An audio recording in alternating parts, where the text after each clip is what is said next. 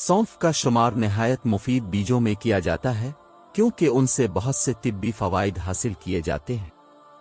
इसका रंग जर्दी माइल होता है और जायका कदरे शीरी और तल्ख होता है। सौंफ को मुख्तलिफ खानों का जायका बढ़ाने के लिए भी इस्तेमाल किया जाता है। इसके साथ साथ उसे सांस को खुशगवार बनाने के लिए भी मुफीद समझा जाता है। इसके अलावा सौंफ में बहुत से ग़िज़ाई अज्जा भी पाए जाते हैं।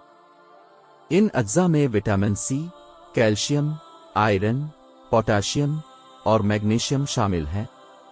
सौंफ के एक चाय के चम्मच में 7 कैलोरीज, 1 ग्राम कार्बोहाइड्रेट्स और 1 ग्राम फाइबर पाया जाता है, जबकि उन बीजों में कोलेस्ट्रॉल, शुगर, प्रोटीन और फैट नहीं पाए जाते।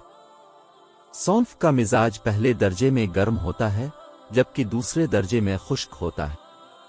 इसे एक दिन में 6 माशा से लेकर 9 माशा तक इस्तेमाल किया जा सकता है। तिब्बी माहिरीन के मुताबिक सौंफ को एक मुकम्मल ग़िज़ा तस्वुर किया जाता है क्योंकि ये जिस्म के तकरीबन तमाम हिस्सों पर मुस्बत असरात ज़ाहिर करती है, इसलिए इसको बाकायदगी के साथ इस्तेमाल करना चाहिए।